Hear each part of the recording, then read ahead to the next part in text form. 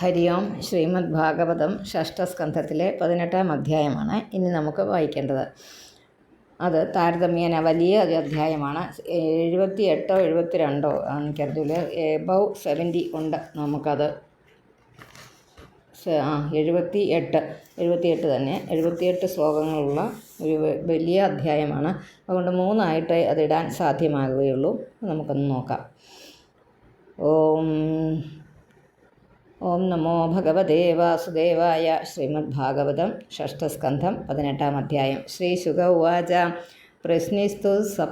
പ്രശ്നിസ്തു പത്നി സവിതു സാവിത്രീം വ്യാഹൃതിം ത്രയീം അഗ്നിഹോത്രം പശും സോമം ചാതുർമാസ്യം മഹാമഖാൻ സിദ്ധിർഭഗസ്യ ഭാര്യാംഗാ മഹിമാനം വിഭും പ്രഭും ആശിഷം ച വരാരോഹാം കന്യാം പ്രാസൂത സുവ്രതാം. ഒരു കഥയായിട്ട് ത്വഷ്ടാവിൻ്റെ വംശത്തെക്കുറിച്ച് വിസ്തരിക്കുക. ത്വഷ്ടാവിൻ്റെ അതിഥിയുടെ 12 പുത്രന്മാരിൽ 4-മനായ ത്വഷ്ടാവിൻ്റെ വംശം വിസ്തരിച്ചു. 5-മനായ വിവസ്വാൻ മുതലുള്ളവരുടെ നിരൂപണമാണ് ഈ 18-ാം അധ്യായത്തിലെ വിഷയം. വളരെ ബൃഹത്തായ അധ്യായമാണ്. ഒരുപാട് പേരുകൾ, അതിൻ്റെ ബന്ധങ്ങൾ ഒക്കെ പറയുന്നുണ്ട്. അതിനകത്ത് ഇത്രയും വിസ്തരിച്ചുള്ള വംശപരമ്പരയുടെ ആ ഒരു കാര്യമായതുകൊണ്ട് തന്നെ ഞാൻ വായിക്കുന്നത് വൃത്തിയായിട്ട് അങ്ങ് വായിക്കാനായിട്ട് മാത്രം പറയാം. കാരണം അതിനകത്തൊന്നുമില്ല. ഈ വംശപരമ്പരയാണ്. അപ്പോൾ നമ്മൾ അതിൻ്റെ അവരുടെ പുത്രൻ നിങ്ങളല്ല നമ്മളതൊന്നും ഓർത്തിരിക്കാൻ വഴിയില്ല. അതുകൊണ്ട് അത് വായിച്ച് പോയാൽ പോരെ, എങ്കിൽ വേഗം അധ്യായം തീരുകയും ചെയ്യും, നമുക്ക് വായിക്കാൻ പഠിക്കുകയും ചെയ്യാം. അതുകൊണ്ട് അടുത്ത അധ്യായം കൊണ്ട് ഈ സ്കന്ധവും തീരും. അപ്പോൾ നമുക്ക് എനിക്ക് എൻ്റെ ഒരു അഭിപ്രായം, ഞാനിത് വായിക്കാൻ എടുത്ത് വെച്ചപ്പോൾ തീരുമാനിച്ചതാണ് കേട്ടോ, ഇപ്പം തീരുമാനിച്ചതാണ്. അങ്ങനെ അത് പോരെയെന്ന്. ഒരുപാട് ബന്ധങ്ങൾ, അത് നമ്മൾ ഓരോ പേരുകൾ, ആ പേരൊന്നും ഓർത്തിരിക്കത്തില്ല. പിന്നെ ഈ അർത്ഥം ഞാൻ വെറുതെ വായിട്ടലിക്കുന്നതിനകത്തൊരു കാര്യവുമില്ല. ഒന്നും അറിയാനില്ല ഇതിനകത്ത്, പറയാം. അപ്പോൾ നമുക്ക് വായിക്കാമത്. പ്രശ്നിസ്തു പത്നി സവിതു സാവിത്രീം വ്യാഹൃതിം ത്രയീം അഗ്നിഹോത്രം പശും സോമം ചാതുർമാസ്യം മഹാമഖാൻ സിദ്ധിർഭഗസ്യ ഭാര്യാംഗ മഹിമാനം വിഭും പ്രഭും ആശിഷം ച വരാരോഹാം കന്യാം പ്രാസൂത സുവ്രതാം. അങ്ങനെ അങ്ങ് വായിച്ചാൽ മതി. ധാതു കുഹു സിനീവാലി രാഗ ച അനുമതിസ്തഥ സായം ദർശമധപ്രാത പൂർണ്ണമാസമനുക്രമാത്. ഇതിനകത്തൊന്നും തിരുത്താനില്ല. രാഗ ച അനുമതിസ്തഥ അതേ ഉള്ളൂ. അതിനകത്ത് സായം ദർശമധപ്രാത പൂർണ്ണമാസം അനുക്രമാത്. സായം എന്നുള്ള പുത്രനുണ്ട്. അങ്ങനെ കുഹു, സിനീവാലി, രാഗ, ഇതൊക്കെ പേരുകളാണ് കേട്ടോ. അതുകൊണ്ടാണ് ഞാനങ്ങനെ അതിന് വലിയൊരു പ്രാധാന്യം കൊടുക്കാതെ വായിച്ചേക്കാമെന്ന് പറഞ്ഞത്. അഗ്നീൻ പുരീഷ്യാനാധത്ത ക്രിയായാം സമനന്തരഃ ചർഷണി വരുണസ്യാസീത് യസ്യാം ജാതോ ഭൃഗു പുനഃ.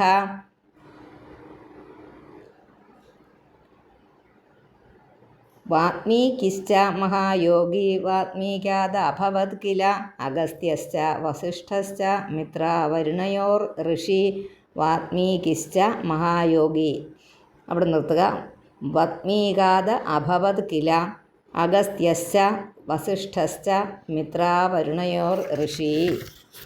രേതശിഷി ചതുക്കുംഭേ ഉർവശ്യാസന്നിധൗ ദ്രുതം രേവത്യാം മിത്ര ഉത്സർഗം അരിഷ്ടം പിപ്പലം വ്യഥാത്. ഉത്സർഗം എന്നാക്കുക. ഉത്സർഗം, പിന്നെ അരിഷ്ടം പിപ്പലം വ്യഥാത്. പൗലോമ്യാം ഇന്ദ്ര ആധത്ത ത്രീൻ പുത്രാനിതി നശ്രുതം ജയന്തം ഋഷഭം താത തൃതീയം മീഢുഷം പ്രഭോ. ഉരുക്രമസ്യ ദേവസ്യ മായാ വാമനരൂപിണഃ കീർത്തൗ പത്ന്യാം ബൃഹശ്ലോകഃ എന്നാക്കുക. തസ്യാസൻ സൗഭഗാദയഃ തത്കർമ്മഗുണവീര്യാണി കാശ്യപസ്യ മഹാത്മനഃ പശ്ചാത് വക്ഷ്യാമ്യഹേദിത്യാം യഥൈവ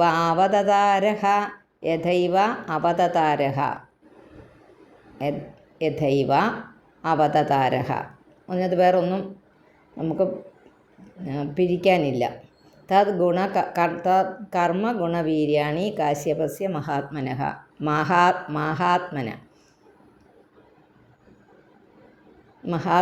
എന്ന് മതി കേട്ടോ. മഹാത്മന എന്നുണ്ടെങ്കിലും അതും വെട്ടി മഹാത്മനഹ എന്നാക്കിക്കോ. അതെന്തോ ഒരു പിശകി വന്നതെന്ന് തോന്നുന്നു. അധ കശ്യപദായാദാൻ ദൈതേയാൻ കീർത്തയാമിതേ യത്ര ഭാഗവത ശ്രീമാൻ പ്രഹ്ലാദോ ബലിരേവ ച. ഇത് കശ്യപന് അതിഥിയിലുണ്ടായ 12 പുത്രന്മാരുടെ വംശം പറഞ്ഞു. അത് തീർന്നു. ഇനി മറ്റൊരു ഭാര്യയായ ദിതിയിലുണ്ടായ സന്താനങ്ങളുടെ കാര്യം കൂടെ പറയാം എന്നാണ് പറയുന്നത്. ദിദേർ ത്വാവേവ ദായാദൗ ദൈത്യ ദാനവവന്ദിതൗ ഹിരണ്യകശിപുർനാമ ഹിരണ്യാക്ഷശ്ച കീർത്തിതൗ. ഈ ദിതിക്ക് ആദ്യം ജനിച്ച പുത്രന്മാർ ഹിരണ്യകശിപുവും ഹിരണ്യാക്ഷൻ എന്ന 2 പേരാണ്. ദൈത്യന്മാരും ദാനവന്മാരും ആ 2 പേരെ വന്ദിച്ചിരുന്നുവെന്ന് പറയുന്നു. ഹിരണ്യകശിപോർഭാര്യ കയാധുർനാമ ദാനവി ജംഭസ്യ തനയാ ദത്ത സുഷുവേ ചതുരസുതാൻ. ജംഭൻ്റെ പുത്രിയായ കയാധുവിനെ, കയാധുവാണേ കേട്ടോ, പിന്നെ ഹിരണ്യകശിപുവിൻ്റെ ഭാര്യ. അത് പ്രഹ്ലാദൻ്റെ ചരിത്രം വരുമ്പോൾ പറയണം, അതിന് വേണ്ടിയിട്ട് ഇപ്പോഴേ അത് പറഞ്ഞ്. കയാധു എന്നു പേരായ ആ ദാനവ സ്ത്രീയെ കശിപുവിൻ്റെ ഭാര്യയായി കൊടുക്കപ്പെട്ടു. അവർക്ക് 4 പുത്രന്മാർ സുഷുവയെ പ്രസവിച്ചു. ജംഭയുടെ പുത്രയാണ് ഈ കയാധു. സംഹ്ലാദം, അതാ 4 പേരുടെ പേരാ. സംഹ്ലാദം പ്രാഗനുഹ്ലാദം ഹ്ലാദം പ്രഹ്ലാദമേവ ച. തസ്വസാ സിംഹികാ നാമ രാഹും വിപ്രചിതോ ഗൃഹീത്. സ്വസ അവൻ്റെ സഹോദരി സിംഹിക. ഒരു സിംഹികയുടെ കാര്യം നമ്മൾ പലയിടത്തും കേട്ടിട്ടുണ്ട്. സിംഹിക എന്നൊരു സഹോദരിയുണ്ട് ഇവർക്ക്. വിപ്രചിത്തിയിൽ നിന്ന് രാഹുവും ഉണ്ടായി. അത് പിന്നെ സംഹ്ലാദൻ, അനുഹ്ലാദൻ, ഹ്ലാദൻ, പ്രഹ്ലാദൻ, ഇങ്ങനെയാണ് 4 പേര് കേട്ടോ അവരുടെ. പ്രഹ്ലാദൻ്റെ ജ്യേഷ്ഠന്മാർ 3 പേരുണ്ട്. സംഹ്ലാദൻ, അനുഹ്ലാദൻ, ഹ്ലാദൻ, പ്രഹ്ലാദൻ. ഇത്രയേ ഉള്ളൂ. പ്രഹ്ലാദൻ്റെ ഇവരുടെ സഹോദരിയാണ് സിംഹിക എന്ന അവൾക്ക് ഭർത്താവായ വിപ്രചിത്തിയിൽ നിന്ന് രാഹു എന്നു പേരായ ഒരു പുത്രനുണ്ടായി. രാഹുവിൻ്റെ കഥയാണ്. ഒന്നും കഥ ഇങ്ങനെ കൂട്ടത്തിൽ പറഞ്ഞതേ ഉള്ളൂ, വിസ്തരിക്കുന്നില്ല. ശിരോഹരദ് യസ്യ ഹരിഹി ചക്രേണ പിബതോ മൃതം സംഹ്ലാദസ്യ കൃതിർഭാര്യ അസൂത പഞ്ചജനം തഥാം. അസൂത എന്ന് പറഞ്ഞാൽ പ്രസവിച്ചു. നമ്മൾ ആ വാക്ക് നാരായണീയത്തിൽ പഠിപ്പിക്കുന്നുണ്ടെന്ന് തോന്നുന്നു. നാരായണീയത്തിലുണ്ട് അസൂത എന്നുള്ളത്. പ്രസവിച്ചു എന്നുള്ളതാണ് അവിടെ ആ അർത്ഥം വരുന്നത്. അത് അമൃതനെ കിട്ടിയ ആ കാര്യത്തിൽ പാനം ചെയ്ത ആ രാഹുവിൻ്റെ കാര്യം തന്നെയാണ്. ശിരസിനെ ഭഗവാൻ ചക്രം കൊണ്ട് മുറിച്ചു. സംഹ്ലാദൻ്റെ ഭാര്യയായ കൃതി എന്നവൾ പഞ്ചജനനൻ എന്നു പേരായ പുത്രനെ പ്രസവിച്ചു. സംഹ്ലാദൻ്റെ ഭാര്യ. അവരുടെ ഓരോരുത്തരുടെ ഓരോ കുടുംബകാര്യങ്ങൾ പറയുക. ഹ്ലാദസ്യ ധമനിർഭാര്യ അസൂത വാതാപിം ഇല്വലം. വാതാപി. ഹ്ലാദസ്യ ധമനിർഭാര്യ അസൂത വാതാപിമില്വലം യോഗസ്ഥ്യായ ത്വതിഥയെ പേപ്ചേ വാതാപിം ഇല്വലഹ. അത് വായിക്കുമ്പോൾ ശരിയാക്കണം. ഇല്വലൻ എന്നാ വാക്ക്. ഇല്വലൻ ഒരാളുടെ പേരാത്. വാതാപിയെയും അതെല്ലാം പേരുകളാണ്. ഹ്ലാദൻ്റെ ഭാര്യ ധമനിർഭാര്യ അസൂത ഭാര്യയായ ധമനി വാതാപിയെയും ഇല്വലനെയും അസൂത പ്രസവിച്ചു. ഇല്വലനാകട്ടെ അതിഥിയായ അഗസ്ത്യനായിക്കൊണ്ട് വാതാപിയെ ഇല്ലലിനും പുത്രന്മാരാകുന്നു. അഗസ്ത്യന് ആടിൻ്റെ രൂപം ധരിച്ച വാതാപിയെ ആഹാരപദാർത്ഥമായിട്ട് നൽകിയ കഥ പറയുന്നില്ലേ? വാതാപി പച്ചിച്ചു എന്നുവെച്ചാൽ ഭക്ഷിച്ചു അതിഥിയായിട്ട്. അതൊക്കെ ആ കഥ ഇങ്ങനെ പറയുന്ന തൊട്ട് പോകുന്നതാണേ. ഹ്ലാദസ്യ ധമനിർഭാര്യ അസൂത വാതാപിമില്വലം യോഗസ്ഥ്യായ യോഗസ്ഥ്യായ ത്വാതിഥയെ എന്നായത്. ത്വാതിഥയെ പേജേ വാതാപിം ഇല്വലഹ കിട്ടിയല്ലോ. അനുഹ്ലാദസ്യ സൂർമ്യായാം ബാഷ്കളോ മഹിഷസ്തഥാ വിരോചനസ്തു പ്രഹ്ലാദിർ നിർത്തുക ദേവ്യാസ്തസ്യാഭവത് ബലിഹി. അനുഹ്ലാദന് സൂർമിയിൽ, അതും പേരാ കേട്ടോ, സൂർമിയിൽ ബാഷ്കളൻ എന്ന പുത്രൻ മഹിഷനും വിരോചനനാകട്ടെ പ്രഹ്ലാദപുത്രനാകുന്നു. പ്രഹ്ലാദൻ്റെ പുത്രൻ വിരോചനൻ. അവന് ദേവിയിൽ ബലി അഭവത് ഉണ്ടായി. പ്രഹ്ലാദൻ വിരോചനന് ദേവിയിൽ ബലി എന്ന പുത്രനുണ്ടായി. വിരോചനൻ്റെ മകനാണ് ബലി. ദേവി എന്നാണ് ഭാര്യയുടെ പേര്, ബലി. ഇത് നമ്മൾ മഹാബലി എന്ന് പറഞ്ഞ ആ ബലി ഉണ്ടായി. ബാണജ്യേഷ്ഠം പുത്രശതം അശനായാം തതോഭവത് തസ്യാനുഭാവ സുശ്ലോക്യഃ പശ്ചാത് അഭിധാസ്യതേ. ബാണജ്യേഷ്ഠം പുത്രശതം അവിടെ നിർത്തുക. അശനായാം തതോഭവത് തസ്യാനുഭാവ സുശ്ലോക്യഃ പശ്ചാദേവാഭിധാസ്യതേ. ബാണ ആരാധ്യ ഗിരിശം ലേഭേ തദ്ഗണമുഖ്യതാം യത്പാർശ്വേ ഭഗവാനാസ്തേ ഹി അദ്യാപി പുരപാലകഃ. ഹി അദ്യാപി ആണ് ഹി അദ്യാപി ആയത്. അതൊന്നും തിരുത്തലൊന്നുമില്ല. ബാണൻ മഹാദേവനെ ആരാധിച്ചിട്ട് ആ ശിവപാർഷദന്മാർ അവരുടെ മുഖ്യൻ എന്ന ഭാവത്തെ പ്രാപിച്ചു. ബാണൻ ഭഗവാൻ, ബാണൻ എന്ന് പറഞ്ഞാൽ ബലിയുടെ പുത്രനല്ലേ ബാണൻ. ഭഗവാൻ മഹാദേവൻ അപ്പോൾ ബാണൻ്റെ കാവൽക്കാരനായിട്ട് നിൽക്കുന്നു. ആ കഥയും നമുക്കറിയാവുന്നതാണ്. ഭഗവാന്റെ ആ വാത്സല്യം, ആ ബാണനോടുള്ള വാത്സല്യം വളരെ അതിശയം തന്നെ എന്ന് പറയുന്നു. മരുത്വശ്ചാദിതേ പുത്രാഹ നിർത്തുക. മരുത്വശ്ചാദിതേ പുത്രാഹ ചത്വാരിംശന്നവാധികാഃ തദാസന്ന പ്രജാ സർവേ നീതാ ഇന്ദ്രേണ സാത്മതാം. ആസന്നപ്രജാ സർവേ നീതാ ഇന്ദ്രേണ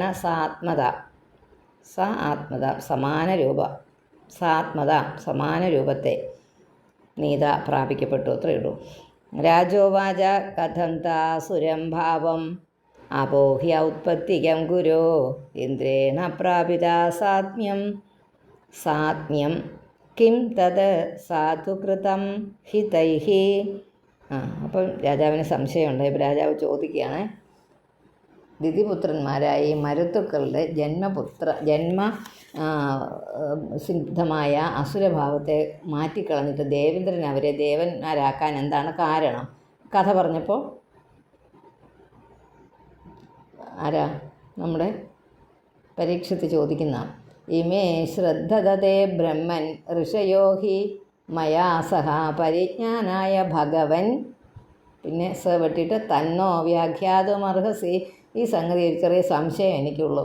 അതുകൊണ്ട് ഇവിടെയുള്ള ഈ മറ്റുള്ളവർക്കൊക്കെ ആ സംശയം ഉണ്ടാകാം. അതുകൊണ്ട് അതിനെ ഒന്ന് വിസ്തരിച്ച്, അതുകൊണ്ട് ബ്രഹ്മത്തെ സാക്ഷാത്കരിച്ചിരിക്കുന്ന ജ്ഞാനസ്വരൂപനായ ഞങ്ങളോടത് നിന്തിരുവടി അതൊന്ന് വിസ്തരിച്ച് പറഞ്ഞ് തരണം എന്ന് പറയുക. സൂത ഉവാച. സൂതൻ ശൗനകനോട് പറയുക, ഞാനിത് കേട്ടപ്പോൾ ഇങ്ങനെയൊക്കെയാണ് ശുകൻ പറഞ്ഞതെന്ന്.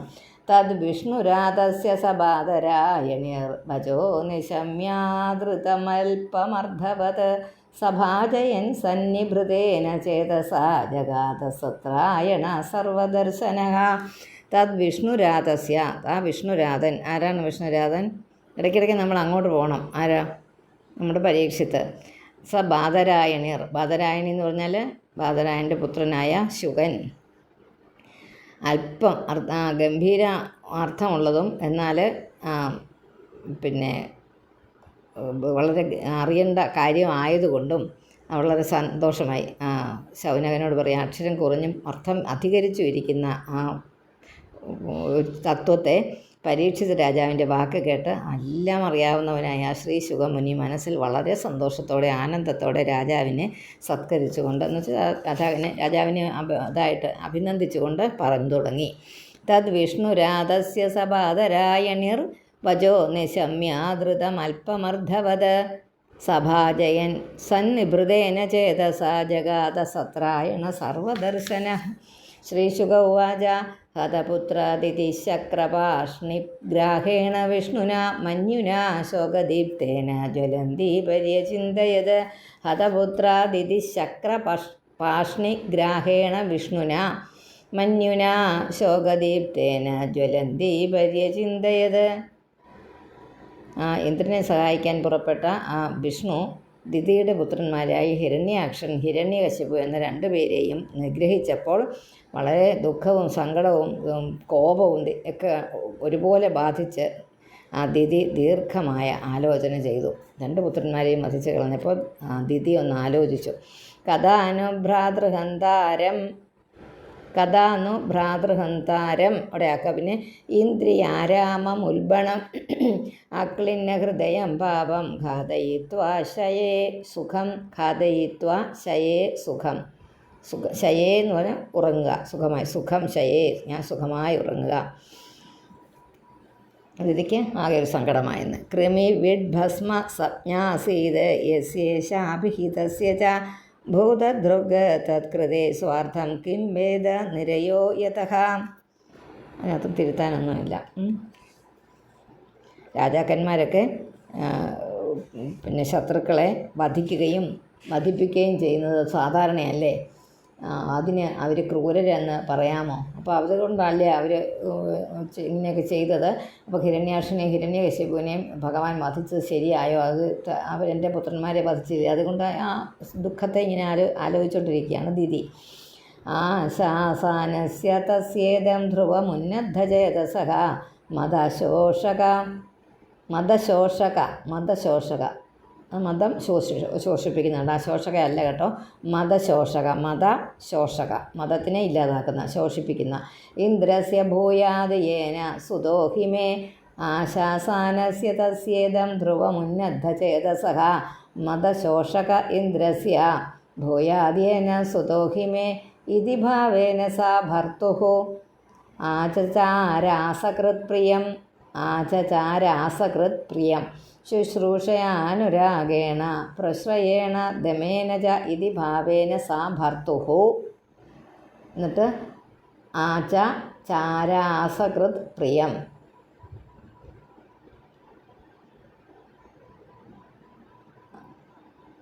അസകൃത് ആചചാര, പ്രിയത്തെ അനുഷ്ഠിച്ചു. ആചചാര അസകൃത് പ്രഭും കേട്ടോ.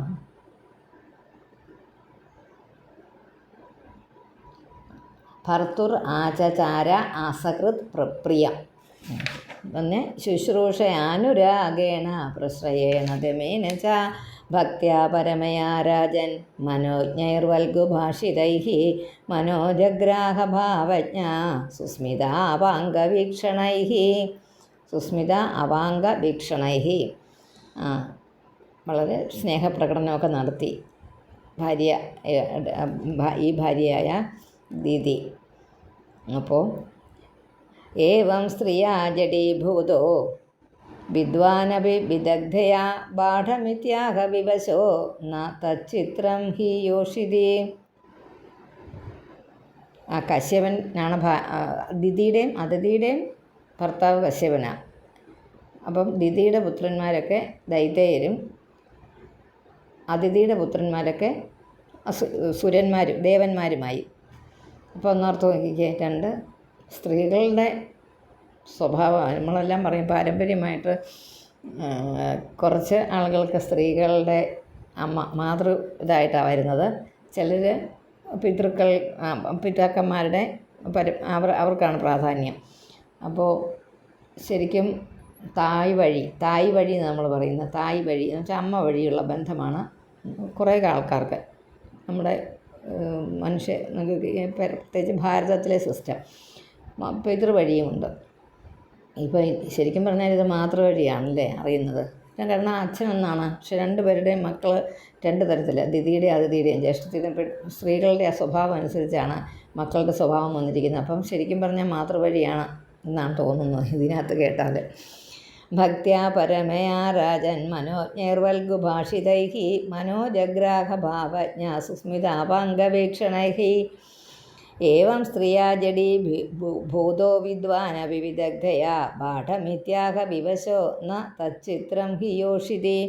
വിലോക്യൈകാന്തഭൂതാനി ഭൂതാന്യാദൗ പ്രജാപതിഃ സ്ത്രിയം ചക്രേ സ്വദേഹാർത്ഥം യയാ പുംസാം മതിർഹൃതാ.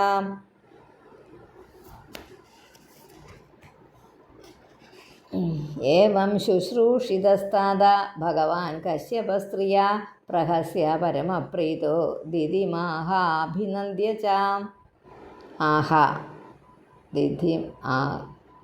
ദിതിം ആഹാഭിനന്ദ്യ ച.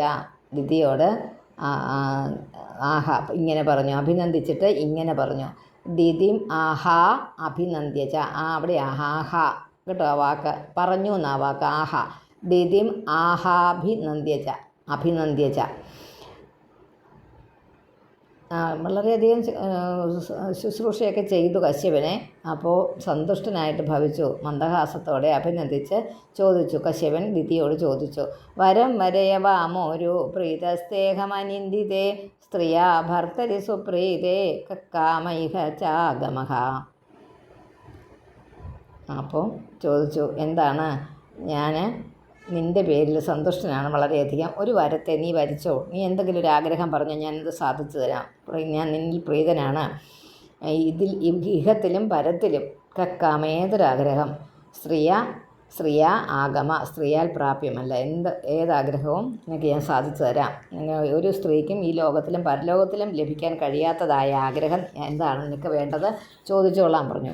പതിരേവഹി നാരീണാം ദൈവതം പരമം സ്മൃതം മാനസ സർവഭൂതാനാം വാസുദേവ ശ്രിയഃപതിഃ.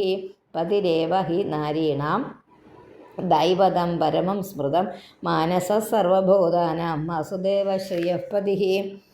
അതുകൊണ്ട് ഭർത്താവിൻ്റെ പ്രീതി നിമിത്തം സ്ത്രീകൾക്കെല്ലാ ആഗ്രഹങ്ങളും സാധിച്ചു കിട്ടുന്നു. എങ്ങനെയാണെന്ന് കാണിക്കുക. അതുപോലെ എല്ലാ ജീവികൾക്കും മനസ്സിൽ വസിക്കുന്നതായ ആ ഭഗവാൻ വാസുദേവനാണ് പരമോത്കൃഷ്ടനായ ദേവൻ.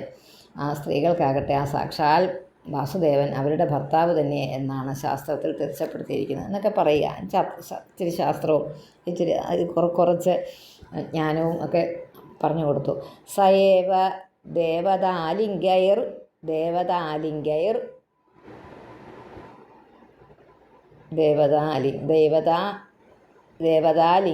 ദേവതങ്ങളുടെ ഭേദം, ലിംഗഭേദം എന്നുവെച്ചാൽ ഓരോ ദേവതകളെ മാറ്റി എന്നുള്ളതാണ്. ദേവതാലിംഗൈർ സയേവ ദേവതാലിംഗൈർ, ദേവതാലിംഗ അല്ല കേട്ടോ, അങ്ങനെ വായിക്കുമ്പോൾ വരുവുള്ളൂ. ദേവതാലിംഗൈറിനെ വായിക്കാൻ പറ്റൂ, എന്നാലും അത് നിങ്ങൾ മനസ്സിലാക്കുമ്പോൾ ദേവതാലിംഗൈർ ഓരോ വ്യത്യസ്തമായ നാമ രൂപ വികൽപ്പിതൈഃ ഇജ്യതേ ഭഗവാൻ പുംഭിഃ സ്ത്രീഭിശ്ച പ്രതിരൂപധൃക്. സാധാരണ ഒരു പുരുഷനാണ് അയാൾ. സാധാരണ ഒരു സ്ത്രീയുടെ ഭർത്താവ് സാധാരണ വേറൊരു പുരുഷനാണ് അയാൾ. എങ്ങനെയാണ് ഭഗവാനാകുന്നത് എന്നുള്ള ശങ്ക പരിഹരിക്കുന്ന ഇന്ദ്രൻ, വരുണൻ, അഗ്നി, ഈ എല്ലാ നാമധേയങ്ങളും അതുപോലെ ഇതെല്ലാം ധരിച്ചിരിക്കുന്ന വജ്രഹസ്ത മുതലായ ചിഹ്നങ്ങളൊക്കെ ധരിച്ചിരിക്കുന്നു എന്നിങ്ങനെ ബഹുവിധ കൽപ്പിക്കപ്പെട്ടിരിക്കുന്ന ഈ ദേവമൂർത്തി ഭേദങ്ങളെല്ലാം പരമാർത്ഥത്തിൽ ഒന്നു മാത്രമാണ്, വാസുദേവനാണ്. വാസുദേവൻ്റെ സ്വരൂപമാണ് ബാക്കിയുള്ളതെല്ലാം. യാഗാദി കർമ്മങ്ങൾ കൊണ്ട് ഭഗവാനെ, ദേവനെ തന്നെ ആരാധിക്കുന്നു. ആ പുരുഷന്മാർ ആ ദേവനെ തന്നെ, സ്വന്തം ഞാൻ തന്നെ ആയ ആ ദേവനെ തന്നെ ആരാധിക്കുന്നു. സ്ത്രീകളും ഭർത്തൃസ്വരൂപത്തെ ധരിച്ചിരിക്കുന്ന ഭഗവാനെ ആരായിട്ട് കാണണം, ഭർത്താവിനെ ആരായിട്ട് കാണണം, ശ്രീ വാസുദേവനായിട്ട് കാണണം എന്നാണ് പറഞ്ഞിരിക്കുന്നത്. ശുശ്രൂഷാദികൾ കൊണ്ട് പൂജിക്കുന്നു. അവരവരുടെ അധികാരത്തെ അനുസരിച്ചുള്ള ചെയ്യുന്ന പൂജകൾ കൊണ്ട് ഭഗവാൻ പ്രസാദിക്കും. ഭഗവാൻ ഭർത്താവായ ഭഗവാൻ പ്രസാദിക്കും. അപ്പോൾ നിനക്ക് എന്ത് വേണമെങ്കിലും എന്നോട് ചോദിച്ചോളൂ എന്ന് പറയുക. അത്രയേ ഉള്ളൂ. അതിനകത്തൊരു അർത്ഥമുണ്ട്. അതുകൊണ്ട് ഞാനതൊന്ന് അത്രയൊന്ന് വിസ്തരിച്ച് പറഞ്ഞു. സാക്ഷാൽ ഭഗവാൻ മഹാദേവൻ്റെ കഥ പറയുമ്പോൾ അത് പതി പരമേശ്വർ എന്ന് പറയും. പതി എന്ന് പറഞ്ഞാൽ ഭർത്താവ് പരമേശ്വരനാണ് ഭഗവാനാണെന്ന്. അതുപോലെ ഭഗവാന്റെ വാസുദേവൻ്റെ കഥ പറയുമ്പോൾ, ഭാഗവതം പറയുമ്പോൾ പതി വാസുദേവനാണ്. എല്ലാവരുടെയും പതി വാസുദേവനാണ്. നമ്മുടെ വൈഷ്ണവ ചിന്തകളിൽ, ശൈവ ചിന്തകളിൽ എല്ലാവരുടെയും ഭർത്താവ് മഹാദേവനാണ്. സ്ത്രീകളോടാകട്ടെ, സ്ത്രീകളുള്ള മാത്രമുള്ള ഗ്രൂപ്പാണല്ലോ. തസ്മാത് പതിവ്രത നാര്യഃ ശ്രേയസ്കാമാസു മധ്യമേ യജന്തേനന്യഭാവേന പതിം ആത്മാനമീശ്വരം. അതിനൊരു ഇൻട്രൊഡക്ഷനൊക്കെ കൊടുക്കുന്നതേ ഉള്ളൂ. കശ്യപൻ ദിതിയോട്. സോഹം ത്വയാ അർച്ചിതോ ഭദ്രേ ഈദൃഗ്ഭാവേന ഭക്തിദഃ തത്തേ സമ്പാദയേ കാമം അസതീത. അസതീനാം സുദുർലഭം. അസതീനാം അത് പതിവ്രതകളല്ലാത്ത അവർക്ക് ദുർലഭമാണിത്. നീ പതിവ്രതയാണ്, അതുകൊണ്ട് നിനക്ക് കിട്ടും. സോഹം ത്വയാ അർച്ചിതോ ഭദ്രേ ഈദൃഗ്ഭാവേന ഭക്തിദഃ തത്തേ സമ്പാദയേ കാമം അസതീനാം സുദുർലഭം. ദിതിരുവാച വരദോ യതി മേ ബ്രഹ്മൻ പുത്രമിന്ദ്രഹണം വൃണേ അമൃത്യും മൃതപുത്രാഹം യേന മേ ഖാതിതൗ സുതൗ. വരദോ യതി മേ ബ്രഹ്മൻ പുത്രമിന്ദ്രഹണം വൃണേ അമൃത്യും മൃതപുത്രാഹം യേന മേ ഖാതിതൗ സുതൗ. അത് എൻ്റെ മരിച്ച പുത്രന്മാരോട് കൂടിയവളാണ് ഞാനിപ്പോൾ. അതുകൊണ്ട് ഇന്ദ്രനെ വധിക്കുന്ന ഒരു പുത്രനെ എനിക്ക് വേണം. ഇന്ദ്രനാണല്ലോ അവരെയൊക്കെ കൊന്നതുകൊണ്ട്, ഹേ ബ്രഹ്മജ്ഞാനിയായ ഭഗവാനെ, അങ്ങ് എനിക്ക് വരം തരുന്നെന്ന് സന്തുഷ്ടനായെങ്കിൽ ഇന്ദ്രനെ ഹനിക്കുന്നവനായ ഒരു പുത്രനെ എനിക്ക് തരണം. ആ പുത്രന് ഒരു മരണവും ഇല്ലാത്തവനായിരിക്കണം. ഇന്ദ്രൻ എൻ്റെ 2 പുത്രന്മാരെയും ഹനിപ്പിച്ചത് കൊണ്ടാണ് ഞാൻ ഇല്ലാത്തവളായിരിക്കുന്നത്. ഹിരണ്യാക്ഷനെയും ഹിരണ്യകശിപുവിനെയും വധിച്ചു കളഞ്ഞത് കൊണ്ടാണെന്ന് അറിയാമല്ലോ. എൻ്റെ ആ സങ്കട നിമിത്തമാണ് ഞാൻ ഈ വരം യാചിക്കുന്നതെന്ന് എല്ലാം അറിയാവുന്നതായ അങ്ങയ്ക്ക് അറിയാമല്ലോ. നിശമ്യ തദ്വജോ വിപ്രോ വിമനാ പര്യതപ്യത അഹോ അധർമ്മ സുമഹാന അദ്യമേ സമുപസ്ഥിതഃ. നിശമ്യ തദ്വജോ വിപ്രോ വിമനാ പര്യതപ്യത അഹോ അധർമ്മ സുമഹാൻ അദ്യമേ സമുപസ്ഥിത. അദ്യ ഇപ്പോൾ, സുമഹാൻ എന്നാക്കിയിട്ട് അദ്യ എന്ന് എഴുതിയാൽ മതി, അപ്പോൾ ശരിയാകും. ഈ വാക്ക് കേട്ടിട്ട് കശ്യപൻ വളരെയധികം ദുഃഖിതനായിട്ട് ഒരു സമാധാനമില്ലാതെ പരിതപിച്ചു. വലിയ കഷ്ടമാണ്. ഈ ദിതിയുടെ മനോരഥ പൂർത്തി വരുത്തുന്ന പക്ഷം ഇന്ദ്രന് മരണം പറ്റും. ഇന്ദ്രനെ ഹനിക്കുന്ന പുത്രനെ വേണമെന്നല്ലേ. ഇത് വലുതായ ഒരു അധർമ്മത്തിന് കാരണമാകാൻ പോവുകയാണല്ലോ. ഭാര്യയോടുള്ള സന്തോഷം കൊണ്ട് പറഞ്ഞു പോയതാ. എന്തു ചെയ്യും? അഹോ അദ്യേന്ദ്രിയാരാമോ യോഷിം മയ്യേഹ മായയാ ഗൃഹീതചേതാ കൃപണഃ പതിഷ്യേ നരകേ ധ്രുവം. അഹോ അദ്യേന്ദ്രിയാരാമോ യോഷിന്മയ്യേഹ മായയാ ഗൃഹീതചേതാ കൃപണഃ പതിഷ്യേ നരകേ ധ്രുവം. ഈ വളരെ കഷ്ടമായിപ്പോയി. ഇന്ദ്രിയ സുഖങ്ങളിൽ ആനന്ദിച്ച ഈ വിവേകശൂന്യനായ എന്നെ ഈ സ്ത്രീ രൂപത്തിലിരിക്കുന്ന ഈശ്വരമായ ആയിട്ടുള്ള എൻ്റെ ഇതിനെ വഞ്ചിച്ചു. എൻ്റെ മനസ്സിനെ സ്ത്രീ വശീകരിച്ചു. അദ്ദേഹം മനസ്സിലാക്കാം. അതിൻ്റെ ഫലമായിട്ട് ഞാൻ ഇപ്പോൾ തന്നെ നരകത്തിൽ പതിക്കുന്ന നിശ്ചയമാണ്. കാരണം ഇത് വലിയൊരു വിപത്തിലേക്കാണ് പോകുന്നത്.